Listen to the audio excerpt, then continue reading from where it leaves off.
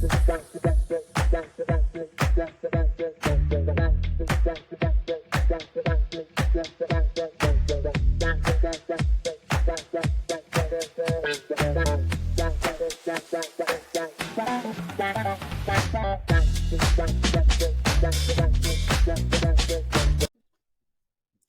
right, welcome back to the Net to Net podcast. I'm your host, Sam Kelty, here with Caleb Kirsch. We are down one of our co-hosts today, but we will keep going. So today we're gonna start our Net to Net podcast episode, soccer edition, talking about the MLS. We're gonna talk about the state of the Columbus Crew going into the playoffs, and then preview the games of the new system of the best of three series, as well as some of the other games going around in the MLS. And then we will also be talking about the Premier League games and La Liga games as well. So first, like I mentioned, we are going to talk about the Columbus Crew. So the Columbus Crew played on decision day against Montreal at home at Lower.com Field, with Cucho Hernandez scoring in the 17th minute and Darlington Nagbe scoring in the 50th minute.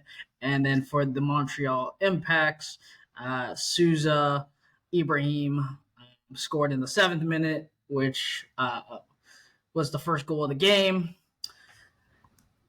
The stats of that game was the Crew had 21 shots and Montreal had 6. We had 5 on target to their 2, and mostly the Crew dominated the possession throughout most of the game. Caleb, I know you were at the game, so what was the atmosphere in the game like there? It was really exciting atmosphere towards the beginning of the game. Before the game, it was pretty rocking, singing songs, chants, wise men, all that kind of stuff. Lots of people there, packed house. So it's always good to have that at a big time game, especially decision day.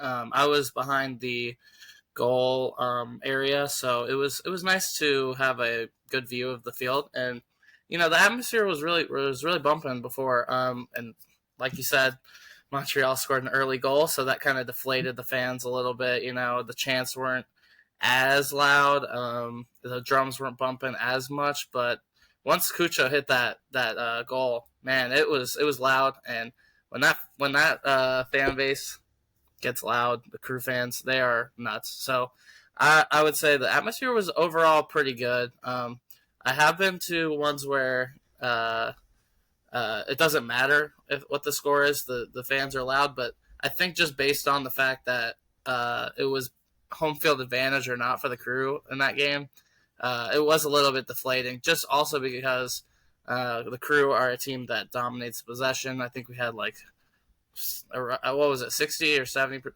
Was it 60%, something like that? 68. 68, yeah, almost 70% possession. So we were dominating most of the game. We had the ball a lot. Players like Zawadzki and Schulte and Camacho had the ball for a good amount, just laying out where the ball needs to go to build out. And those two are really good on the ball, and that's why I'm a huge fan of those two playing for us pretty much every week.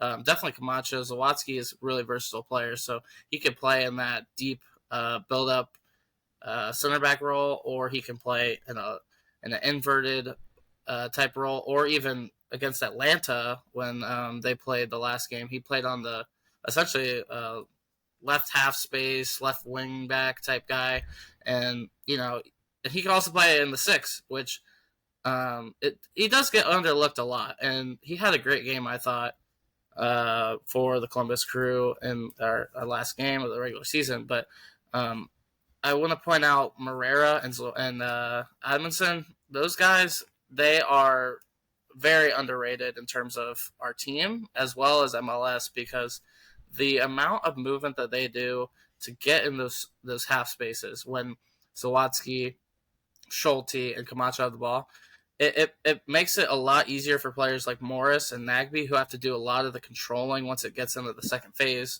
into that middle area. And it's really interesting, because the more you watch the Columbus Crew, the more fluid you notice that our formation is and how our buildup is, and it really helps with possessing the ball, because that's kind of Nancy's thing. Is he wants to keep that ball and he wants to make you run throughout the entire game. I would hate to play against this type of team because we can get the ball out of the back. We have good on the ball with our goalie and center backs, and Morera is like another center mid at times, and it's hard to play against. And then once we get in that next phase, you got quick guys like Yaboa, who came off the bench. You got Matan, who can really drive into that area. And you got Cucho and Ramirez, who are a tag team duo. And Cucho was relentless all night, nonstop, getting into those spaces where he can take a rip. The guy has the most shots in the MLS all season. The guy gets the ball near the goal, it's probably going near it or in because he's quality. He's one of the best players in the MLS, and I really hope that we can keep him for a long time because if we do, we'll have long-term success, especially with Nancy's system. I mean, this is his first season, and we're finishing third. It's a huge improvement from last year. It's a huge step up, especially the way that Porter and Berhalter kind of played in a similar style. Would you say that as well? Would you kind of agree with me on that? That Porter and Berhalter played like a similar style to Nancy? No. Just to each other. At times, yes, but not always. Yeah, I see. I know what you mean. Porter was more. It's weird because with Porter was more lined up in a 4-2-3-1 with the holding mid not really going up as much as Berhalter played a 4-3-3 with the upside, like the triangle in the midfield, and they kind of just rotated. Mm-hmm. But I think it also depended because of the personnel they had. Yeah. With Berhalter, you had. Well, he had Will Trapp. Berhalter had Will Trapp, so he would drop in that middle area. Yeah, and then you spread everyone out. Yeah, and you have the likes of when they had Artur not playing the 6, and then like even further with like when they had Tony Chani and all those other center mids that we've had. So with Porter, we never had that drop in type of guy. Because Nagby really didn't need to do that. Nagby was one of his main guys that he had, but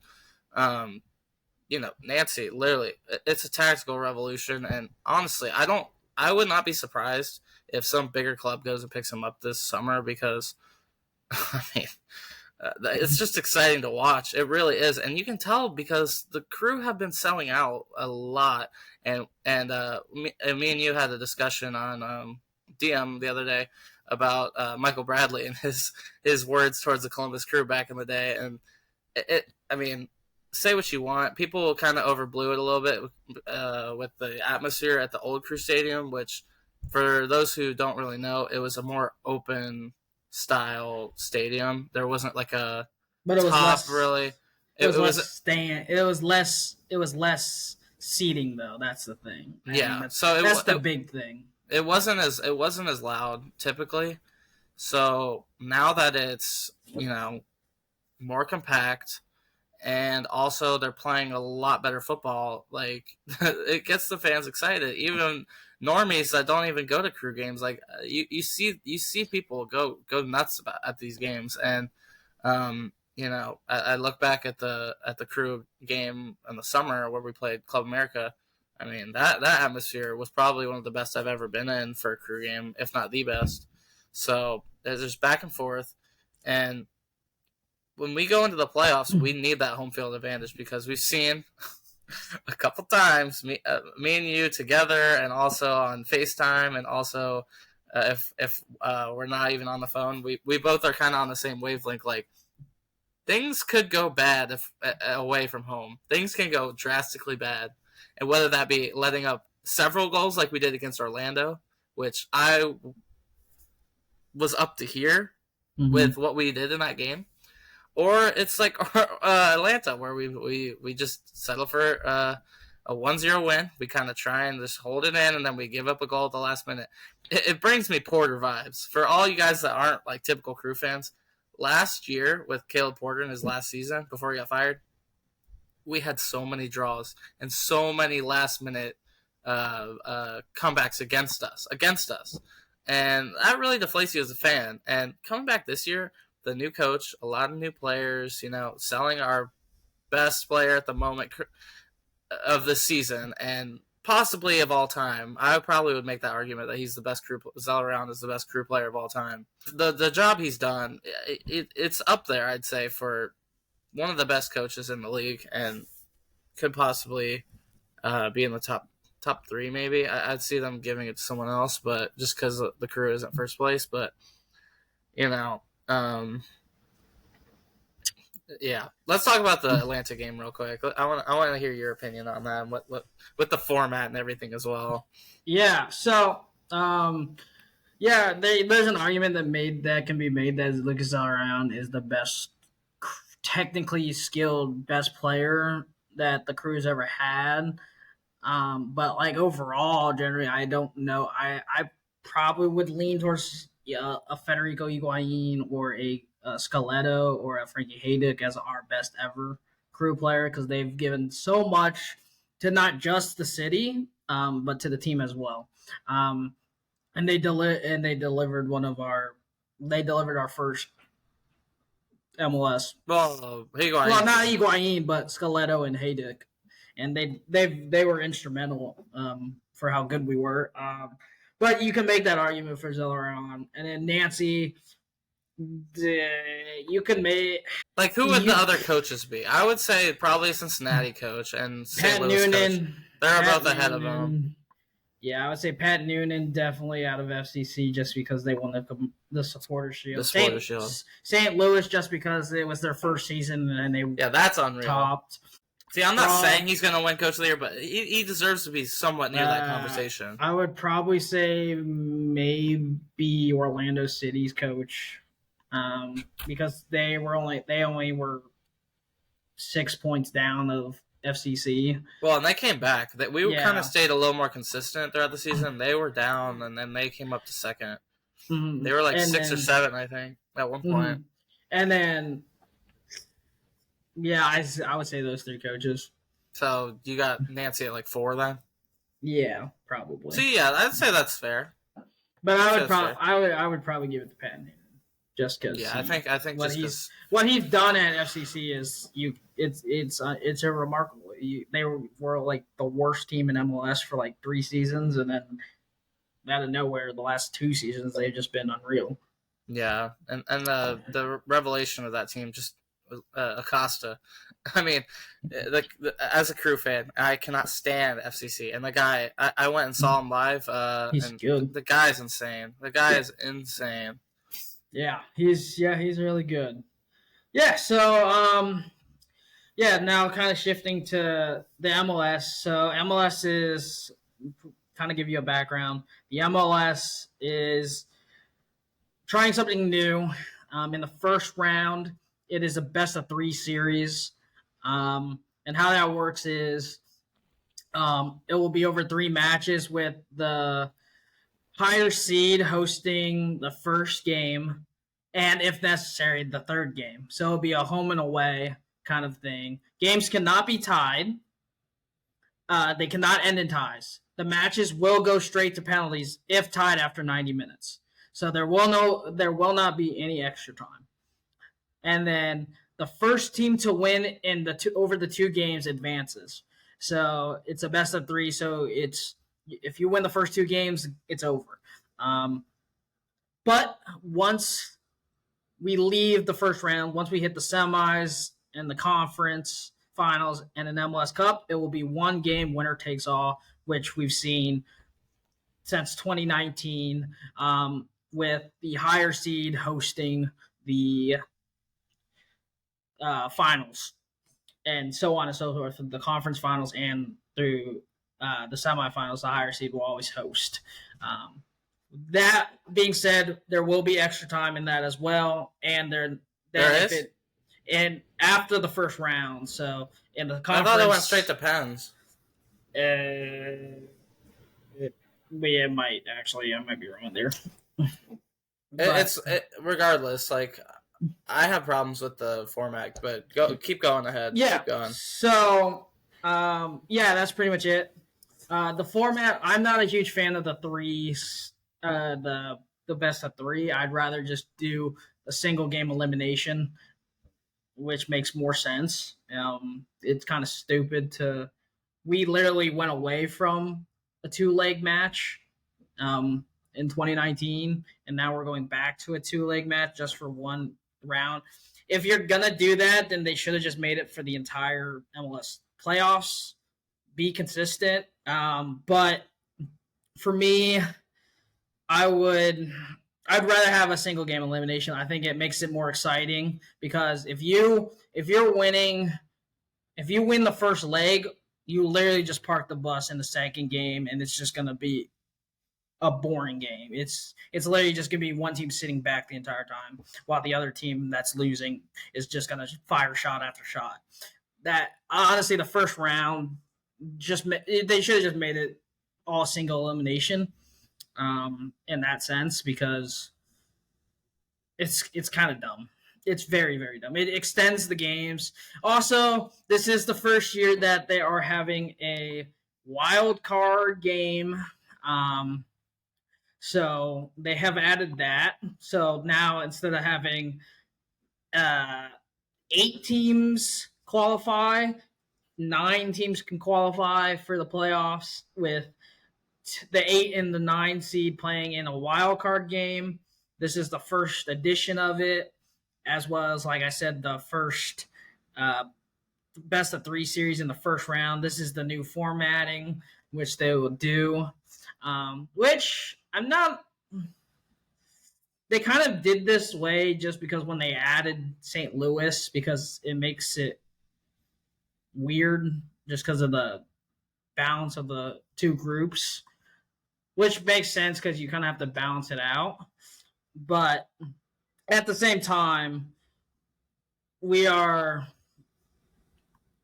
sitting here going, they should have just kept it the same formatting as normal, which is kind of weird. But so we're gonna start with the we'll start with the crew because Wait, I want to talk about the format real quick yeah, before go we get ahead.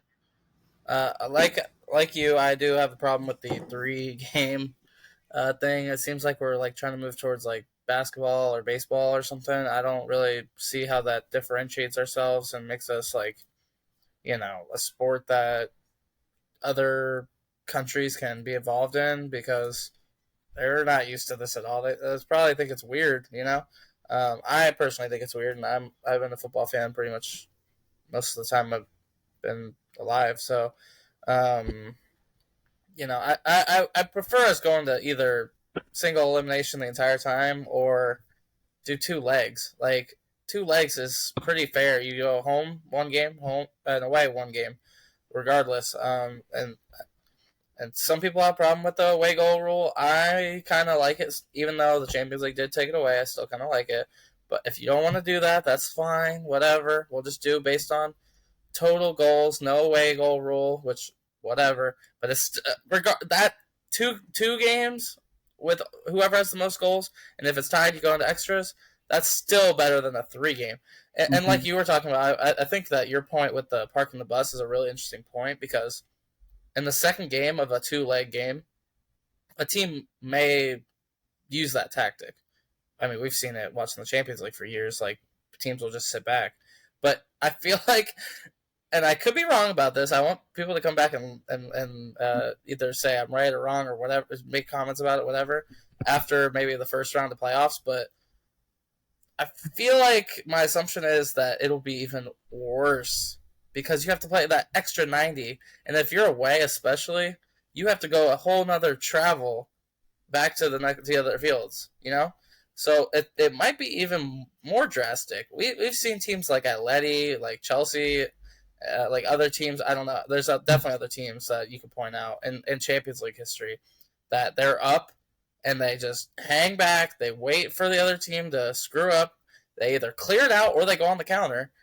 And I could see teams just sitting back even more because, I mean, viewers, you might not know, but 90 minutes on your legs is a lot, even for professionals. Like, you are tired. You are tired, and I don't think teams are going to want to do that, especially when they have to play what 3 more games after that in a in the end of the season when you played pretty much since what February up until now. Like it's a problem, and the wild card game I actually am a fan of. I do like that because it does give a chance to teams that are in the hunt to get into the playoffs to get a chance. I think when we were talking about before the Crew game on Saturday, it could have been what like 8 through 13 to make the playoffs, and we saw New York Red Bulls score a goal at the last minute on a penalty kick to make them go into the playoffs. Like that is the storylines you kind of want. It's kind of like exciting on the last day because if it's only till 8, it's not as much. It's not as much hype. So I think the playoffs will still be pretty incredible. I'm excited, and I would like to say as well, this 3-game thing is definitely for a money grab. Definitely for a money grab because Apple is going to make a crap ton of money, and also the 8-9 game is a money grab as well because they're going to make even more money, more games. Whereas before it would have been ESPN or FS1 probably who would make that money, and now it's Apple exclusively. So, I mean, smart business, but I don't know if they're looking out for the fans as much as they should be. Yeah, you hit on a point. I definitely think that they're going to lose. That the playoffs with the 3 legs for the only the first round is really dumb. I'm okay. I'm honestly fine with the 2-leg series. I do like that there's no away goal rule because I always thought that the away goal rule was kind of a dumb rule because you could still lose a game and you could lose the overall game, but you move on with an away goal, which is kind of Well, I'm not a big fan of. that's if it's tied in total. Yeah, and that's what I mean. Like Yeah. going based off an away goal it's like you're already if you're playing at, let's say for example, like it's Crew versus Atlanta, and then Atlanta scores a goal and it becomes 1-0, and then or what it becomes 1-1, Mm-hmm. and then we don't score at Atlanta Stadium, and then they score, or it becomes a draw. But since we didn't score at all, they automatically get to move on because they have that extra away goal, which is kind of dumb. I do like that they got rid of the away goal rule. Uh, I didn't really care for it, and I thought it was kind of a really weird rule because like I mentioned, you could tie a game and still move on, and you might have not been the better team or something. I think you play a. I would like it if it was over 2 legs, and then in the second leg, if the game is still tied at the end, then you go into extras. Mm-hmm. Not for the first, but not for the first leg. But yeah, I do 100%. That 3-round series was definitely a money grab, and I will say they are going to lose. They're not going to lose money in regards to people not watching it. They're losing money because they set this up because of Messi Yeah. coming, Yeah. and Messi now not making the MLS playoffs hurts them because a lot of people would probably tune in, if you're not a soccer fan, to just watch Messi. Which Messi, Apple TV is already losing a crap ton of money already because of the doc series that they came out with for Messi, because they wanted to make a doc series since he came all the way through this historic, magical playoff run, which is not happening anymore because he got injured and Inter Miami sucked without him. And they pretty much played, let's give the ball to Messi, he'll do everything, and then we'll just have a tap in, which they can't do with Josef Martinez and Sergio Busquets and Jordi Alba. So they're going to lose money already. And then the whole playoffs. Yeah, I do like the wild card. I don't know if I wonder what is going to look like next year when San Diego comes in. Yeah. Because then I believe the teams would be no, because the conferences wouldn't be even. Actually, I don't think the conferences would be even unless they moved St. Louis to the. Yeah, I think they might have to do some East. relocation of the conferences. Yeah, there might be definitely be some conference realignment. So there's 15 in the East, and there's well, actually no. If you put San Diego in the West, then the conferences are even. Oh, okay. There's one more team in the East than there is in the West. Yeah, because There's they added four. They added Charlotte. Remember? Yeah, yeah, because they added Charlotte and no one else, um, which I think they need to do a better job. But when they bring in uh, new teams, they need to do the same amount because I think it Mm-hmm. just kind of messes everything up. I think it just costs a lot of money. That's probably why. Probably. It costs. It's the price of MLS teams have been going up and up and up. Mm-hmm. But let's Yeah. preview the Crew game. What we Yeah. think's gonna happen.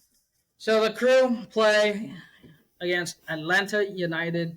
It is the battle of Cucho Hernandez versus Giamakis, two of the top leading scorers. I believe Giamakis finished third in the Golden Boot race, with Cucho finishing behind Giamakis on goals, making, I know Danny Wonga was the uh, leading scorer. But yes, Giamakis finished with 17 goals on the season, and Cuccio finished fourth with 16, making him sole possession of fourth place.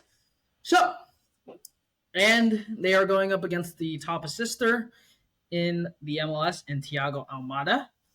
We are home, which is very good because we suck on the road, and I'm glad we are home. But this is not an easy game. The Atlanta United, we played them early on. We played them towards the end of the season, and they ended up tying it at the end of 90 with a last minute header by Miles Robinson a few weeks ago. Now, we are home. I do like we're home. Will we have Diego Rossi? I don't know. He did not play last game, Yeah. which was very concerning. We did start Matan, which everybody knows. For a while, I'm not a huge fan of Matan, but if Diego Rossi is not fit, then Matan will play. Hopefully, he plays. They didn't really say why he wasn't playing. Mm-hmm. So my take is I think Crew get it done at home. I'm gonna go. I'm gonna go 2-1. I think we score two and they score one. I'm gonna go Cucho double, and I'm gonna go Giamakis one. Yeah, I think that's a good prediction. I'm gonna go 2-0 Crew. I don't think that we're gonna let up anything this game. I think just based on the fact that last game we played them, Almada kind of really wasn't himself that much, and I think that goes down to uh, Nancy and how he set our team up with guys all around him. He put Mm-hmm. Zawadzki kind of in that like floating center to left area, and then he had Morris and Nagby right next to him. So as long as we shut him down, I don't think they'll have as much going forward. And I think at home we'll have a good amount of possession and a lot of shots and a very vibrant atmosphere. So I'm gonna go 2-0, and I did see Atlanta versus Crew originally in the first game we played them, and it was a blowout. So if we can manage to play, I mean, we didn't have a lot of our players that game either. So if we manage to play that way, this game I think we'll get the win. And then, do you want to do the second game as well? Um, yeah, we can. Might as well. I'm gonna go 1-0 Atlanta United. And then we go to extra time and Crew win in pens. Interesting. We're just not good away from home. In that Atlanta game, there's so that atmosphere that's loud. It's inside. It's Mm-hmm. gonna be packed there in the Mercedes Dome. Uh, Atlanta's really good at home, and like I mentioned, we are terrible on the road. I believe our record, if I'm not mistaken, on the road is 4-8-5, and Atlanta at home is 10-3-4, which is very concerning because they play at that stadium. If you've ever been to the stadium for an event, it is loud, it is packed always, it is exciting.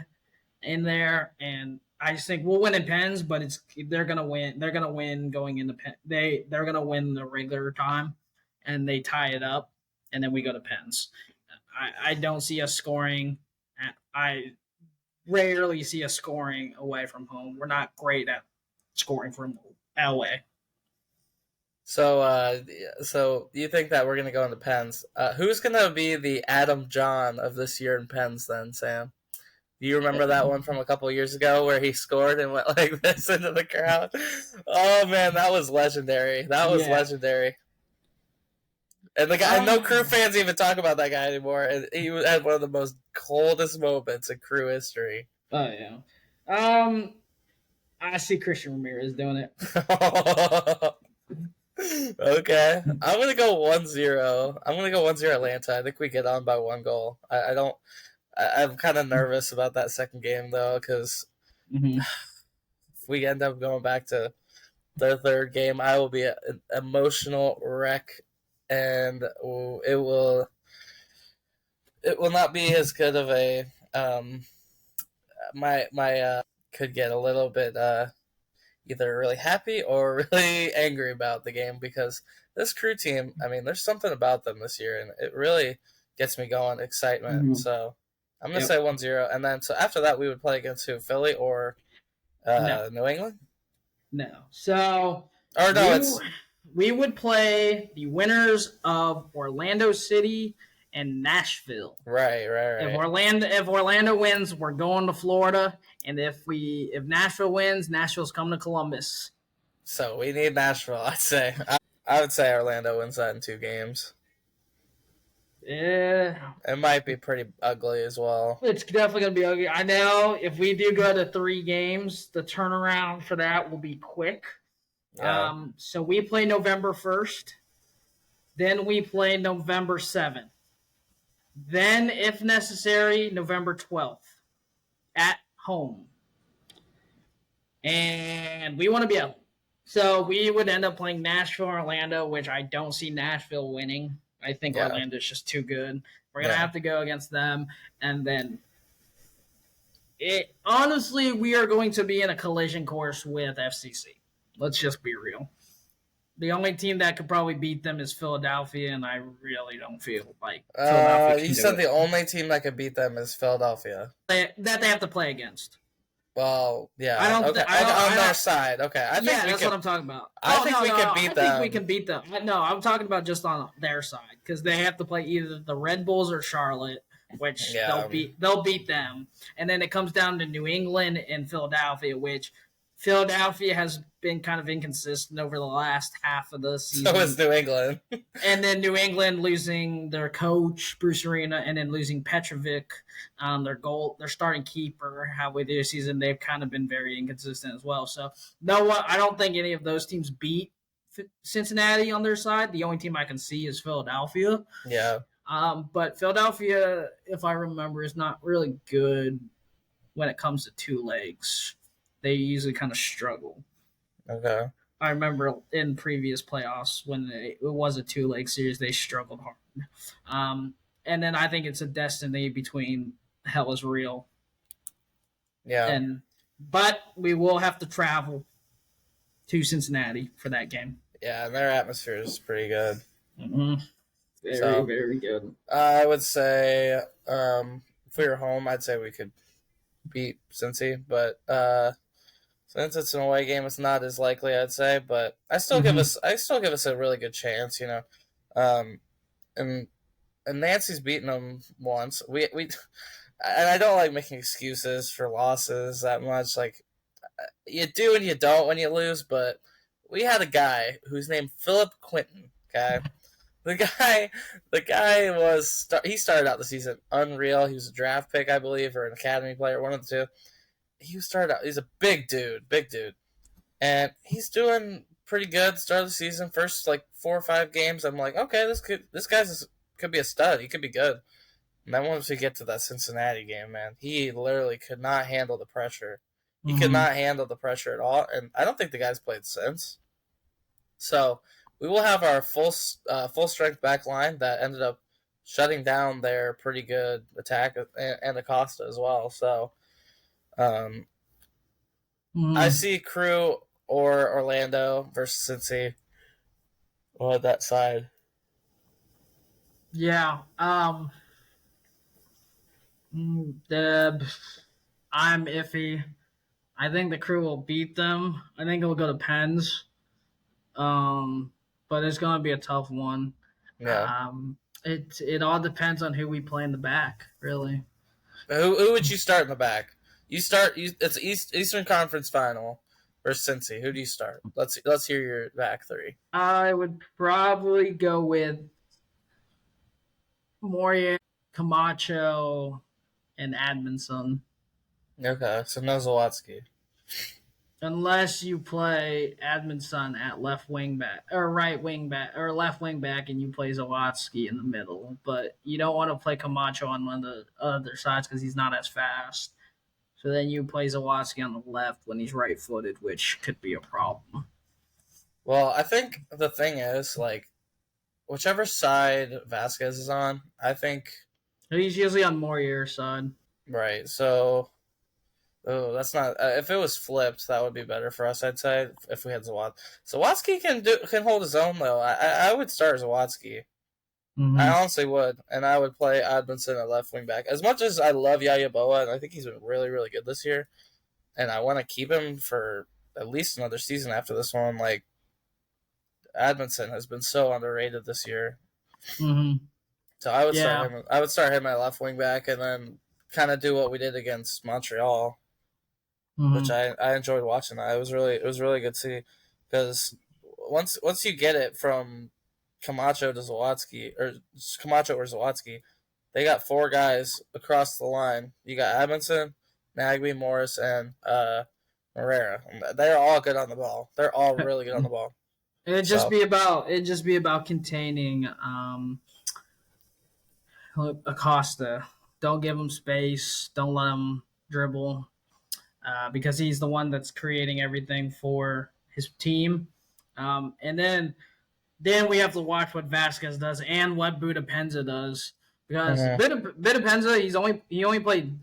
We forget that he's only played 10 games in MLS because he came during the MLS versus Mexico teams The Leagues in Cup. Leagues Cup. So he has 5 goals in MLS play. So if they let him loose, there could be some problems there, and he would be on Admonson's side. But then if we played Zawatsky there, Zawatsky would have to guard him if he comes in that I think area. Zawadzki could hold his own. I really do. I believe in the guy honestly. I mean, he shut down Honey Mukhtar for 90 minutes. I think he can do it to a lot of people. So, Yeah. oh. So I would say yeah, and then I really just see LAFC kind of steamrolling everyone on the other side. I mean St. Louis has a good chance, Oh, they're but gonna go. That LAFC from top to bottom is too good. I think they just steamroll them. And the only team that really gave LAFC like I haven't watched every LAFC game, but when I watched I them versus have. Miami, that was a amazing game. I thought Yeah, I so. think it just depends on how they're playing that day. Because Galaxy gave them work before. That is true, but St. the Louis is Galaxy giving didn't them make it, work. did they? Yeah, I didn't think they were that good. Like on my They record weren't. this year. The only St. Louis might do something, maybe. We'll see. We But saw I this, don't know. but we saw this last year when Austin FC topped their conference, and then they went out in the first round. So Yeah, it could be another Cinderella run, like a phenomenal regular season, and then just crashes in the first round, and then Seattle Sounders. They're back to their old ways. you think This they're gonna is beat LFC? They have to play them in the second round. I think they're the team that might give them a run. There's also a storyline there. This is Nicholas Ladero's last year with Mm-hmm. Seattle, they have already announced that he is not returning after Yeah, that guy's a the season. beast. In his prime, well, not his prime, but in his And MLS, like Trump. at the beginning of his MLS prime, man, that guy was good. He's insane. Yeah, and we're probably going to see a lot of these players that we've grown up watching pretty much leave. We've already seen that LA Galaxy announced that Douglas Costa is not returning to LA Galaxy, which Yeah. is a big miss. So we'll see. We'll see, and this could be honestly, this might be Carlos Vela's last run at LAFC. He's out of contract at the end of Oh, this. that's gonna hurt, man. He's out of contract at the end of the season, and there really hasn't been any much talks between the two for a new contract. So they might be going in a different direction, which is pretty big. Yeah, So there's a lot of people that we could be seeing leaving teams and moving man. out. Like Josef Martinez is leaving Inter Miami after this year. He's already slated that. Tata has already said that he is not in his plans for next year, which is probably an implication because they are going to go for Luis Suarez in Yeah, January with this playoffs. But I think the team to beat in the West is LAFC 100%. yeah, But yeah. So that came pretty much covers our MLS and our cruise state of the game. So now we're gonna shift focus a little to Premier League and La Liga. We'll touch base really quickly on those ones. With the Premier League, they were on international break for about a week and then they return. We also have Champions League coming back, so certain teams have to play during the week, and some teams have to play and we'll have to play this weekend. So we'll start with the Premier League. So the match day, I believe this is match day 9, just wrapped up with Tottenham winning today against Fulham 2-0. But we saw the London derby, Arsenal and Chelsea play, with Arsenal tying the game in the second half due to some poor decision making from Chelsea. Which hate to say it, but Chelsea is looking pretty bad this year again. yep. As a Chelsea fan, it's just upsetting. But there was a lot of good games, I would say, this week. You also had the Merseyside derby with Liverpool winning 2-0, and then you have Sean Dyche afterwards blasting the referees for bad calling again, which could have went either way. I thought the refereeing was fine. Kirsch, I'm guessing you thought it was fine as well from previous games for I mean, Liverpool. It was better than previous games for Liverpool. Yeah, honestly,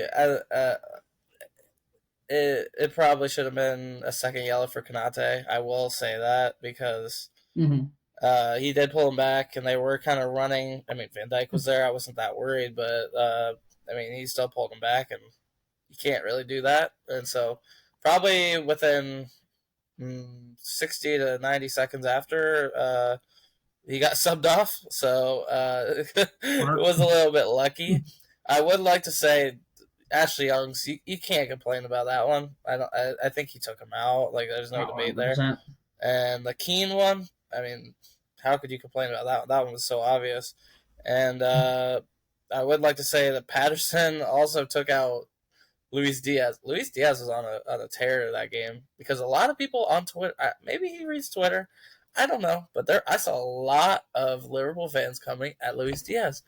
And I'm like, dude, are you watching the same games? Yeah, maybe he had a bad game. I wouldn't even say that bad of a game. He had an okay game against Brighton, but just because he doesn't score every single game like Salah or something, or how Sadio was back when we had him, does not make him a bad player. The guy is a great player. I mean, you got to give it to him. And he was relentless, and they couldn't really guard him. Ashley Young couldn't guard him. Patterson couldn't guard him, so... Well, actually, Young's like 39 and can barely run. Yeah, so why put in that challenge when you're already on a yellow card? It's exactly idiotic. So, you know, I don't know. I could see him complaining about the Kanate thing, but the other ones, I don't think they have any validity. Yeah. And then, like I mentioned, Tottenham wrapped up match day 9 with Tottenham now back in. Can't believe I'm saying this, but Tottenham's in first right now. Doesn't look like they can be stopped right now. I disagree. I don't think it's going to last that long because I mean Fulham were giving them some good attacks on them. I didn't see the first half, so maybe if you're watching and you saw the first half of the Tottenham game, let us know because I didn't get to see it. So But Tottenham, the second half, Willian and Harry Wilson and him and someone had a good shot. I forget, but they were giving them pretty good. I mean, Willian, I thought the guy wasn't even able to mm, really contribute that much anymore. But they gave him the ball constantly. He was the one running the show. mm, Both teams pretty much towards the end of the second half. mm. Yeah, so Tottenham ended the game with 15 shots, 5 on target, with Fulham having 10 shots, 3 on target. Mm-hmm. Tottenham also had 56 possession to Fulham's 44. They outpassed them by about 100 passes more. They were more accurate. Fulham did have more fouls, which they were fouling towards the end of the game, Yeah, which is normal when you're down 2-0 and you just need to get the ball back and you haven't had the ball for pretty much the entire game, which makes sense. But I think this Tottenham team, there's no super other than Son is your big superstar. There's not a ton of superstar power like we've seen in the past from mm-hmm. Tottenham, and I think it's just more of a collective. It's more of a team, overall team, putting everybody buying in on Ante's philosophy and system and making it work. But yeah, I honestly can't believe I'm saying that they're in first, but they are in first. Yeah, But it's crazy. going into match day 10, probably the biggest game of the week will be the Manchester Derby, Yeah, with the uh, Manchester City, the number 2 team in the EPL, are traveling over to Old Trafford. Should be a good game. I believe Casemiro should be back for that game as well, due to his suspension, his 1-game suspension due to double yellow last game. But City will win this easily. I think we'll win that easily. yeah, I agree. I don't think United has a chance, not with all their injuries and No, I don't see it happening on. either. I'd say probably 2-3-0. Yeah, I believe Haaland will probably kick off. So will Julian Alvarez. They're both playing phenomenal. Picked up where they left off. Haaland has 9 currently, and I believe Alvarez has 5 as well. Yeah. So it should be a good game as well. So yeah, that's kind of from over in England, and then like I mentioned, La Liga. It's El Clasico. It's the biggest derby in the world. Yeah. It's this Saturday. We're all looking forward to it. I know Casey's not here to talk about it, but they play at 7:15 a.m. my time. That's Eastern, or not Eastern, Western time. Yes, so they'll play at 10 your time. Perfect. Okay. So I'll be able to watch it. I'm happy to watch that game. So what's your score prediction? I'd like to hear this actually. Yeah. And like standout performers, all that type of stuff. Because El Clasico is El Clasico. It's totally different beast. It's a monster. I think Real Madrid wins this. I think it's gonna be. I'm gonna go 3-1. That's wait. Did you want to say something? I'm gonna say something after you. I'm gonna say 3-1. El Clasico is known for its high scoring from either team. We saw last year. Real Madrid won. I believe it was 3-0 or 3-1. I think. And then in the return leg at the Camp Nou, Barca won 4-0. It's always a high scoring game.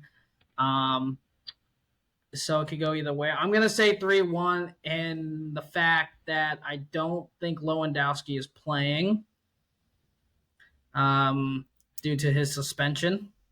I don't think he's playing. I can't remember. He's injured. He might be both. I think he got injured and suspended. Yeah, verify that real quick. Yeah, that's what I'm looking right now. That's a huge part of this game. That's going to be a huge part of the game. Yeah, so he is injured. He is targeting his El Clasico. Okay, so he did. So he will not play in the Champions League run. Yeah. What about the weekend? He's trying to be on target for that. But he is not in the best form. He has not scored in 3 games. 3-goal drought. Also not playing either. I don't think he's going to be fully fit.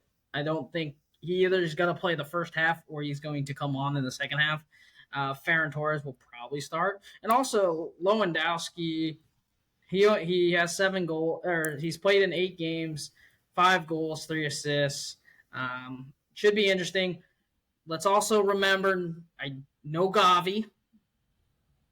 No Gavi. He is suspended. He got a straight red a couple games ago. Mm-hmm. So he will not be playing. For Real Madrid, the return of Nacho will help us because I believe he will play in the back after serving his 1 game suspension. We've seen Nacho show up in big games. We saw it in Champions League last year, or 2 years ago. We saw it last year, and we've seen it this year. He will play. David Alaba will move back out to left back. A healthy Vinny is back. And then we have the best man, the best player on the planet right now, in Jude Bellingham. Unstoppable. He's scoring for club and country. He can't be stopped right now. 8 goals and 2 assists in La Liga. He's putting up unbelievable numbers since he's joined Real Madrid, equalizing certain numbers that the GOAT, Cristiano Ronaldo was putting up when he first came to Madrid. I don't see Barca. I see Barca struggling. They have a lot of injuries too. I don't believe their injury list is pretty long as well. And I would be scared if I'm starting Marco Alonso at center back, or starting a 16-year-old that's literally just played his first game. I don't think they'll start him, dude. There's no way. They don't. They've lost Balde to injury. No Lamina Yamal either. He was also injured. No Jules Koundé. He will be out. I would be scared. And honestly, they are struggling in the league. They barely beat Atletico, and they tied Granada, which we beat them 4-0. So, not looking good for Barca over the last few weeks. All right, so I'm gonna say my prediction. So when I asked you to say your prediction, I had a score in mind, and you said the exact same one. But I will not say the same one. I will not copy you, even though I thought of it. I'm going to say 4-2, Real Madrid. And I think that you laid out a lot of good points, and I would echo them. And it would kind of just be... Wait, hold on. Is the game at not Camp Nou, but whatever their stadium's called, or is it Bernabeu? The Spotify Camp Nou? It's not. They're not even playing in the Spotify. Oh, yeah, they're not. They're playing at... Oh, yeah, because it's under renovation. They're playing at the Estadio Olímpico. So they're playing at Barcelona. Company. They're playing I'm still going Real Madrid. I don't think that they're going to just, allow Barca to kind of play their game. And honestly, Barca's game this year has not been the greatest. And Real Madrid kind of has been on form as well, being they're top of the league right now, right? So, yep. I'm going to go with them. I think that's might be the safe option. I'm going for a lot of goals, though. I think you'll let in 2. I'm going to call at least one mistake by Kepa, because it's Kepa, the goalie. What else is new? And I'll say Rodrigo kind of goes off. I'll say that. And then a big performer, I think, will be Rudiger. I think he's going to really have his way in this game. I think he's just going to be a menace. Honestly, he's played for Chelsea. He's played for Madrid. The guy's always been a menace. I think he's just going to not take anything from anyone. I might change my prediction. Oh my gosh, so what? 4-0 Madrid. Well, hear me out. Go ahead. I'd love to hear this. Go ahead. No Balde. No Lamina Yamal. They are just returning to training. They might feature, they might not. No Koundé, no Sergio Roberto. And he said it will be a game-time decision for Frankie de Jong, Pedri, Rafinha, and Lewandowski. Yeah. And if you don't have any of those 4 in there... But what about Gundogan? What are you talking about? What about Gundogan? Who's Gundogan going to play with? Gundogan and 3 other Gundawans? Romeo. Who else? Wait, you bring up, you're going to play the Mark Gui? The guy that just played yesterday? Alex Granado? Marco Casado? Yeah, that is true. I don't know. I don't know if it'll be that. What, I don't think it'll be that drastic. They're going to move Indigo Martinez into the midfield? Play some CDM? What, is João Felix going to play center attacking mid? João Felix will definitely play. He'll definitely play. Ferran will probably play. And honestly, Fernand's been their best player all season. Who else would they have if Rafinha's out? And Lamal's out? And Gavi's out.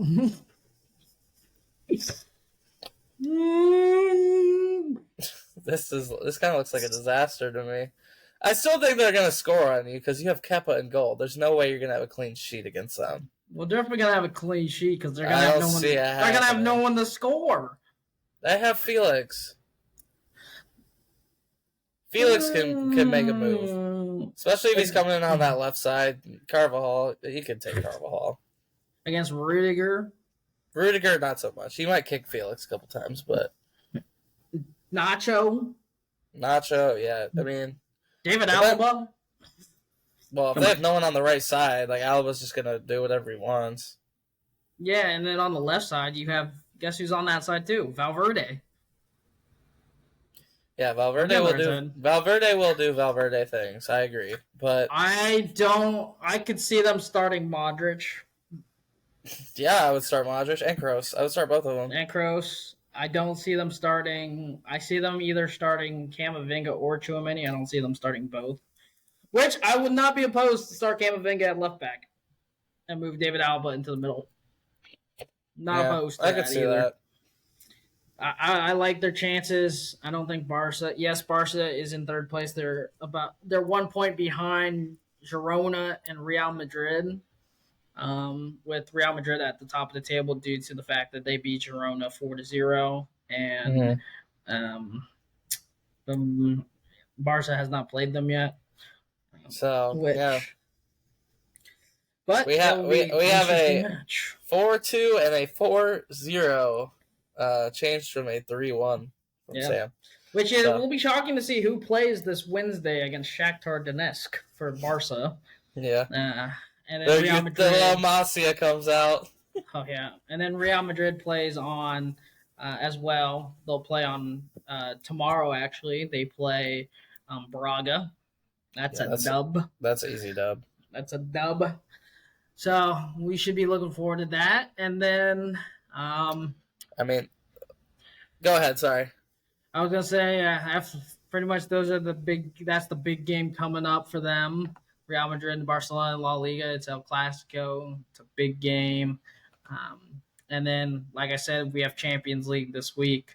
And then in a couple weeks, we'll be looking at. In a couple weeks, we'll look at the Bayern Munich Dortmund rivalry on November 4th. That we will be at a wedding that day. Guess who's going to be on ESPN Plus that day? Me. I would like to say the typical teams that are going to get the most viewers and have the best games. That group with Newcastle, PSG, Dortmund, speaking of that and group, AC Milan, those are you turn on Champions League, it's probably going to be. I think they all play on the same day, but it's going to be one of those games that you're going to turn on because. They play at the same time. Oh, great! Why do they put them at separate times? If you want more viewers, you put them at separate times. Because they partner up with the groups, so it's like group that group all plays at the same time. I know, but why? Yeah. Why do it to us like that? I mean, I to be fair, I'll be at school teaching, I'll be at work. So maybe on my lunch break I'll watch a little bit, but I'll be at work. But I'll still watch it. It's AC Milan versus PSG, and PSG have looked terrible. They are in second place, but not by much because they're only 1 point ahead of AC Milan, which is a deciding fact. But Yeah. after that PSG 4-0 defeat to Newcastle. Yeah, that was kind of funny. Oh, that was 4-1. Sorry, I forgot. PSG scored late. Yeah. But and it's sad to say that PSG got beat 4-1, and Newcastle only had 26 possession. They got scored on. I'm still pulling for Dortmund. What are they at? I forget. They're in last. What? How many points? They have 0. Well, my prediction might be wrong. I told But you. they are doing well in Bundesliga, though. I saw a thing that they were doing pretty well in Bundesliga. Am I wrong about that? Well, they are in 4th. Oh, okay. I don't know. They are 2 points away from 1st. Okay. But we got to give it the props to the man that's probably coming to Real Madrid next year, and Xabi Alonso. Up at the top of the tables for Bundesliga with 22 points. We'll see. Hasn't lost a game yet this year. Okay. Hold on. You got Zidane or Xabi? Zidane. That's not even a question. Yeah, Zidane. Zidane's proven. Okay. Zidane might be in the conversation for top 3 best ever coaches, but yeah. No. Viewers, call him out on that line. The things that Zidane has done, and I just want to say that if you made it fun facts, Zidane and Ronaldo have never been knocked out of a Champions League. Okay, if you made it to this far in the video or in the podcast on Spotify, call this man out. We know that that's not the case. We know it. That's a hot take that this man has had for years, and I am not going to go into my demon mode to go against this right now. You viewers out there need to call this man out because that is a hot take. Top 3 of all time. Okay. I think he's in there just because he's the only coach that's ever led a team 3 times. He's coached like 4 years. He's coached like 4 years, dude. He coached from 2016 to 2018. And then from 2019 to 2021. Okay. Real quick. We're not going to get into the depths of it. But so, who's your top? So you say he's what, top 3? So is he number 3? He could be top 3, top 5. Okay. Let's run through yours real quick. Top 1. Let's hear it. It's obvious who number 1 is. Go ahead. Big man, the big Italian, Carlo Ancelotti. Okay, Ancelotti. All right, who's number 2? He's the only manager to win in the top 5 leagues. In all top 5 leagues, he's won in Prem, La Liga, Ligue 1, Bundesliga, and La Liga. And funny enough, and Champions League. And funny enough, La Liga was the last one.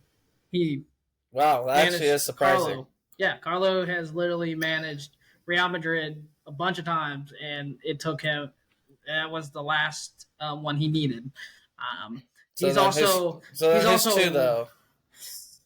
He's also won. I'm still talking about Carlo, but he's also the only manager to win the Champions League.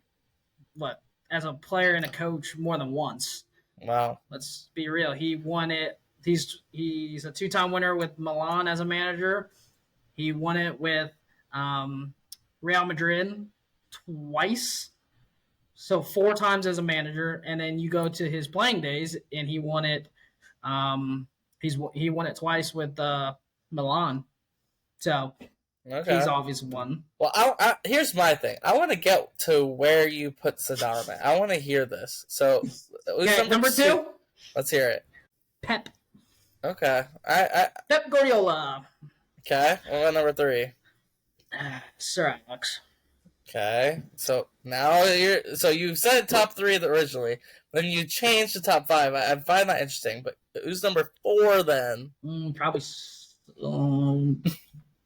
Probably Paisley. There we go. I was about to say I might call you out if you didn't have him, dude. And Casey, I don't know if you're going to listen all the way, but there will be some Bob Paisley talk when we do our Barca versus Liverpool debate. Someone keeps putting that off. No one wants to talk about Paisley as one of the best ever, and I will bring it out here. I will bring it out here. Yeah. I will come in these streets to defend Paisley with my life. And then I would probably go... I would say number 5 is a tie between two people. Mr. Actually, oh, Are you changing? Are you gonna put Zidane back now? Is that what it is? no, I'm gonna say it could be a 3-way tie. I think it's a 3-way tie. Who? And this is how and this is the order it would go if it's a 3-way tie. I would go probably Jose, then Bill Shankly, then Zidane. Just because Zidane would be last in that, because yes, you bring up a great and valid point that Zidane hasn't coached as long as these guys. But you have to look at what he's done in that short amount of time. 3 Champions Leagues in a row. Never ever done before. He went one season without winning a trophy. Every time he managed Real Madrid, he won at least one trophy. And but here's my thing that someone who's not a Real Madrid fan would probably say. Isn't that just Carlos' team? Isn't that just Carlos' setup? I mean, what did he really change? What did he really make that's different? He brought in players. He made Isco more of a vocal point when he wasn't with Carlo. Yeah, because he liked James. Exactly. If that's the main difference, then I'm still calling it Carlos' team. It definitely wasn't Carlos' team because Zidane also brought in Courtois. He brought in Vinny. But Vinny at the start wasn't. Yeah, he wasn't great, but he's also like 17. Yeah, but if we look at it, just off alone of just that 3 Champions Leagues back to back to back, it's literally the most insane thing that no one's ever done. We also think that, and it's funny enough, we think about this. You bring up that Zidane. Zidane is didn't coach that long, but just a couple months ago, Carlo Ancelotti passed Zinedine Zidane and for second most all time in Real Madrid history in wins. Really? Carlo got in September. He passed him with 172 wins. The only person that has more wins is Miguel Muñoz, who he has 357. Zidane did that. Zidane is the second most winningest head coach with Real Madrid, and the only player to win 3 consecutive UCL titles. And we bring up that he only managed them from 2016 to 2021 because of that weird gap in between where he left and came back. Mm-hmm. But that's still a huge accomplishment for... Sure, definitely. I do see your points. I do see it. But just based on the amount of years, it's hard to compare yourself with someone like Jose and Alex Ferguson, you know? But, yeah, so maybe it's not the hottest take I've ever heard, but it's still kind of hot. But if maybe he comes back and we see him again, maybe we'll see. Maybe if he coaches in Ligue 1 or something, we could see him really prove himself, because this Madrid team is pretty stacked, especially in the midfield area. And it is, once again, Carlos' team at the moment. And I want you to, or how do I say this? In a way, I want you to kind of be right, because you're very staunch about this point. But also, I would come in with the criticism, it's Carlos' team, and also he kind of comes in, gets the sloppy seconds, if that makes sense. Yeah, I can say that. Well, you could say the same thing about Carlo. Carlo took Jose's team. You can say the same thing about... But Jose's team was not as dominant as that team was. Jose's team dominated more than... No, they lost in penalties to Bayern. Yeah, but they were more explosive. They scored the most amount. Sure, yeah. Well, they had Mesut Ozil on their team and Di Maria. Exactly. I mean, Carlo inherited Ozil, Ronaldo. No, Ozil moved on. Remember, to Arsenal. Yeah, Carlo's the one that sold him. Yeah, so in January, but he inherited Ozil, because Ozil was there for the first half of the season. Here's He inherited Ronaldo. He inherited Di Maria. He inherited Ramos and Marcelo and Pepe and Hold on. Here's a question that just popped in my mind. You can go back and change history, okay, for Madrid, ever. Yeah. You don't buy James after that World Cup, and you keep Ozil, or you go along with how it was. How good do you think that team? Would you gamble? I mean, Ozil's, I think, is peak, apart from the World Cup, which James never played for Real Madrid in the World Cup, but peak Madrid James or peak Ozil, who would you change? Would you keep it the same? Obviously, Madrid won the titles with James, but we bought James a year later. So Ozil was not part of La Decima. Yeah. We sold Ozil in January. Was it January? Mm-hmm. We sold him in January. 2014 in January. Okay. Because we sold him in 2013. I knew that. We won La Decima in 2014. So you're sure he got sold in January? He agreed in principles in January to a team, but he wasn't officially gone until September of 2013. We sold him in 2013. Yeah, I was about to say. We sold him September 2nd, 2013. I think he managed to get the assist record. Yeah, James didn't come until a year later, a solid year later, because he came in 2014. All right, let's say this instead of Ozil, which I would easily take prime Ozil over prime James, but let's say Di Maria is in that spot instead, because Di Maria left and you replaced him with James. That's factually correct, I think. Yeah, that would be more of an example, because I would definitely take Ozil. Ozil had 25 assists in one season, which is insane. I would probably take. I know who I'd take. That's a tough one. I think that's just because the players around him at the time when they left, I would probably take James, because James gives you more of a threat scoring wise and assisting when Di Maria didn't score as much. And also Di Maria, we also have to think about this. Di Maria switched positions. Yeah. He went from right wing, where he played out on the wing. We all know why. To go to center mid because Gareth Bale came. Right. James is a more pure midfield, like center midfield. Mm-hmm. And we forget, and he gives you more goals. If you look overall career, James at his career at Real Madrid scored 29 goals in 85 appearances. Mm-hmm. Di Maria played 124 and only scored 22. And I'm trying to think of Di Maria's best season.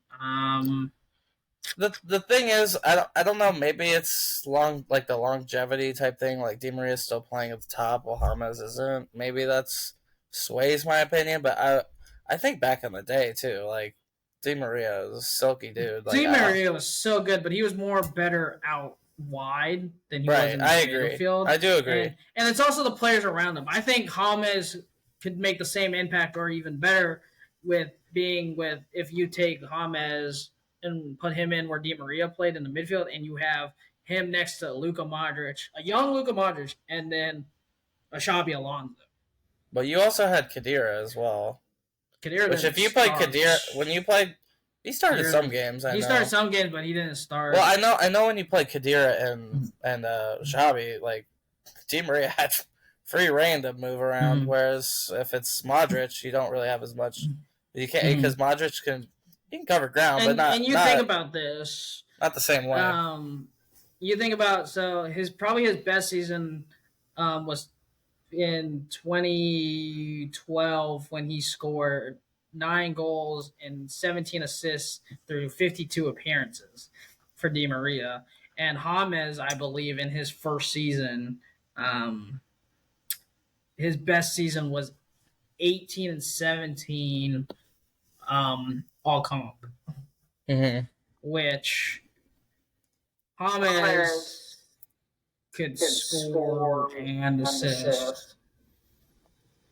which I would probably take James just because he gives you more of that threat going forward. Yeah.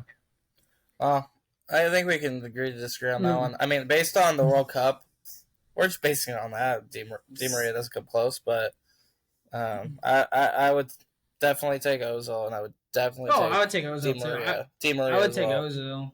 I would take Ozil as well. I would probably go Ozil, James, Di Maria if they're playing center mid. But they all could play on the wing too. But the wing, I would take Di Maria over both of them. Yeah.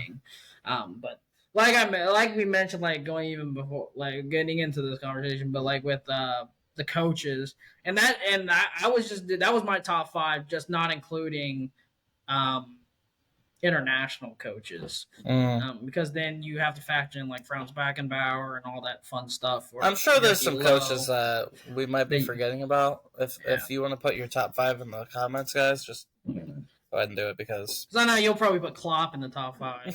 no. Stop. I would have some rearrangement, but it wouldn't be it wouldn't be that different. Mm-hmm. So yeah. But yeah. All right. Yeah. Yeah, that pretty much wraps up our soccer episode today. I know the next episode has to be Caleb and Casey talking about what team's better, Barca or Liverpool, because they're the only two that have not debated yet this year. Real quick, hold on. We've already done two. If Sam, if you were given a choice to pick a side on that debate, who are you picking? Barca. Okay. They're the second biggest club behind Real Madrid, so it's kind of obvious. Just the players that played there, it's like, yeah, Liverpool's a big club, but you talk about the players that play there, is the bigger names, bigger superstars, bigger coaches. The influence that some people had in the world of football, like Cruyff, and well, you had one Barca coach in your top five. You had two Liverpool in your top five. So well, yeah, and that's different just because of the. They have bigger names. The eras that they coached in Liverpool dominated what, the 50s, maybe 60s, not 50s, like the 60s, 70s, and 80s. We dominated. Yes. Like late 60s, 70s, 80s. That's like Bill Shankly's and. Bill Shankly built the foundation, and he pretty much Paisley kind of. It's kind of like how Carlos set that foundation, Zidane took it over. It's kind of and Sir Alex Ferguson has said multiple times he admired Bill Shankly and Bob Paisley. Then that's why he's one of the most successful. Without those two, we'd probably be Luton Town at this point. So. Oh yeah, but yeah, Liverpool the names that have played for Liverpool, you can't compare to the players that have played for Barca, like the big stars, the big names, Messi, Suarez, Figo, Ronaldo, Puyol, just to name a few. Just don't compare with some of the Liverpool guys, and there are some overlap because some played for both, but and then it goes down to what they did for their club at both stages. So it just depends, but. I got some tricks up my sleeve. You'll see everyone. Everyone will see. Yeah, so we will have that soon, hopefully in the next couple of days. But yeah, so definitely look forward to more episodes. We will be releasing our basketball podcast episode soon, with NBA starting in a day on the 24th, and then we will come out with our next NFL and NCAA podcast as well, and then we will be starting our new college basketball podcast, hopefully to start that up pretty soon. We are a couple weeks away, so look forward to that one closer to November. But like usual, check us out on Instagram and Twitter, and like and subscribe on YouTube. And if you're listening on Spotify, turn that notification on for both Spotify and YouTube to keep up to date with when we release episodes and things like that.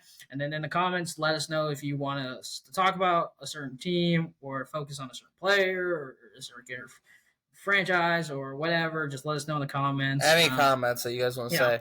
Stuff about what we had to say, what we're doing, all that crap. And then DM us on Instagram or Twitter if you want us to talk about something, sports. And then sometimes we have polls out on our videos, so definitely go check those out. And we'll see you guys soon. Peace.